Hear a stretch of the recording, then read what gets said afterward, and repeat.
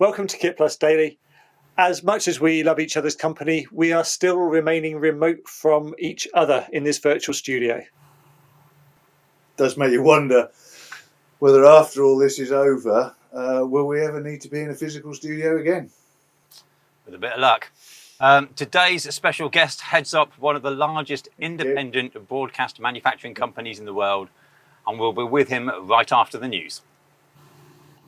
And first up in the news is the ProHD Studio 4000S, a self-contained 4-channel live streaming studio system from JVC.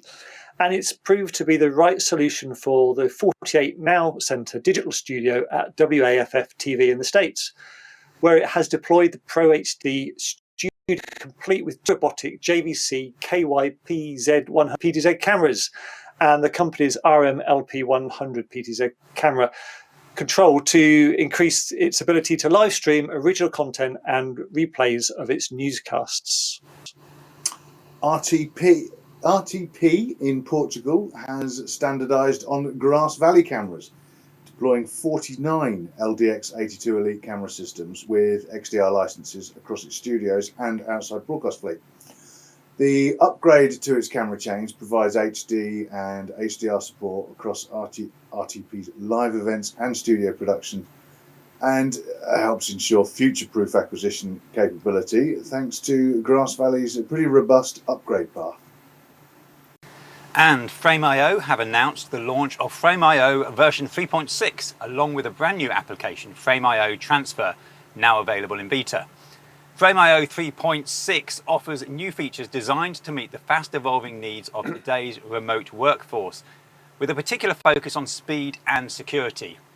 The expanded toolset addresses demands for lightning-fast project downloads, and the Frame.io Transfer app adds enhanced and powerful security features like Watermark ID for enterprise accounts, and continues to improve the overall collaborative experience with additional new features like iOS offline mode and folder sharing.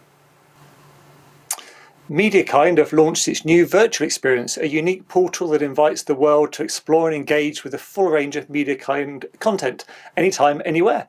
The Mediakind virtual experience invites visitors to walk through a simulated video wall tunnel and enter the heart of a futuristic virtual venue where they can discover Mediakind's media universe through a wide range of interactive offerings. And Media Proxy, as you probably already know, is the global leader for all things compliance. With over 20 years in the business and over 15,000 channels deployed in over 60 countries, they are the trusted partner in the industry for logging, monitoring and analysis of linear broadcast and OTT. Now, what you may not know is that Log Server features extensive tools around digital program insertion detection and monitoring. Support includes SCSI 104 as well as Type 5 and 6 SCSI 35 messages. Triggers can be monitored live, reviewed and analysed, as well as reconciled in real time against second screen events.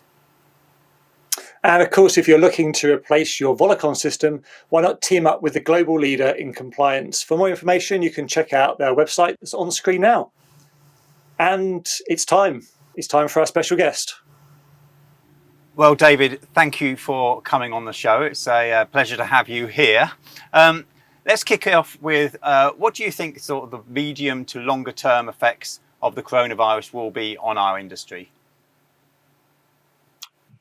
It's going to be an interesting challenge to see what happens. Certainly, in the landscape of suppliers, it's going to be interesting to see who gets through this unscathed. I know that there's a number of companies that have announced some significant layoffs, and if there's a company who's in financial challenges, we may see the landscape change a little bit over the next year or so. So some familiar faces may or may not be there. I don't know who those are going to be, but we've never weathered anything quite like this before.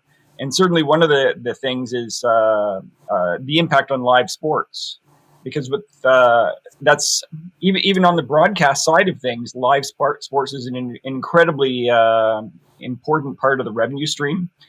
And even though people are at home, you're also seeing people that they're not advertising. So even though people are watching broadcasters, I just saw in the news that ITV was doing a big layoff as well, because their ad revenues were down 47%. So it's a challenge all around. And I think that we're also seeing some changes technologically. Certainly, our augmented reality and virtual set business is picking up, just like what we're seeing right now. This isn't a Ross product, but the whole idea of being able to do something we're used to seeing traditionally being done virtually now is a big deal, and we're even seeing that in our business working with our corporate customers. It turns out you don't want to do a major multi-billion-dollar product launch from your basement. At least you don't want to look like you're doing that. And other things we've seen are things like products like Overdrive for Ross. I think the customers that were running their control rooms with one or two people with a mouse and a keyboard are now doing that from home. And I think they're really glad that they invested in a product like that. I'm really wondering what some of the same broadcasters are doing that didn't buy products like that and typically require anywhere from 5 to 15 people in a control room. How are they actually coordinating that for live productions? So I think, for disaster recovery and things like that, we're going to see more of a recognition of the value of a lot of those new technologies. And in real terms, David, what's the effect on Ross's business for the rest of the financial year? And in particular, we've got to obviously touch on the major trade shows that could be coming up in September, such as IBC. Yeah.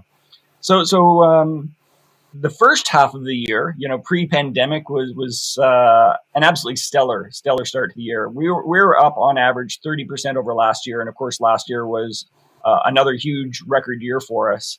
So what we're seeing is our business is now down maybe about 15-20% over what it was last year. And it's an interesting situation because we were in the process of scaling to match the need for that 30% growth, making sure we had enough people in services and making sure R&D matched the revenue streams and things like that. We weren't quite there yet. And so revenue could drop quite a bit before, we got ourselves into any sort of a challenge. And it's going to be close. When we look at our projections and we look at our 6-month opportunities that are still confirmed to be happening, it looks like we're still going to grow year over year and might still have a record year. It's going to be so close. So it's a little bit of exciting, weird kind of way for that. But the nice thing is we went in with a pretty good financial situation, and we haven't had any layoffs, furloughs, or anything else. That's good to hear. So, and IBC that we picked up on earlier on? Yeah, IBC, that's an interesting one because as this continues on, one of the main things, because we're not going to have a vaccine by IBC, I think that's incredibly clear. I don't think we're going to have any other sorts of things that make it a lot safer to venture out. And so even if in Europe, we see the number of cases going down, this is a very international event. And I think when you take a look, you see the numbers of cases still climbing exponentially in many countries around the world.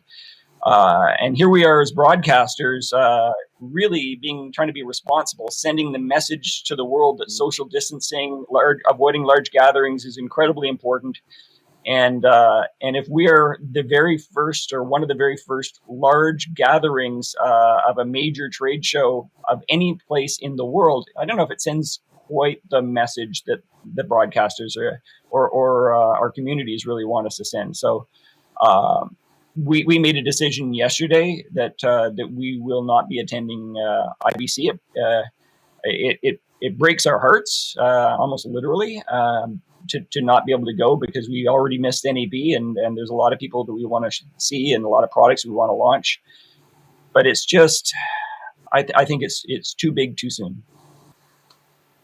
It's just a step too far. So with this ongoing experience, you must have learned some lessons. Can you elaborate on anything you can tell us, whether it be business or personal, since we've been running through this COVID-19 trouble? Certainly. I think I I gave a speech about a little over 10 years ago about how to survive a recession and how to structure your company that way. And what we've learned are the things that we did to prevent Ross Video from being in trouble in a major downturn have really worked out well for us.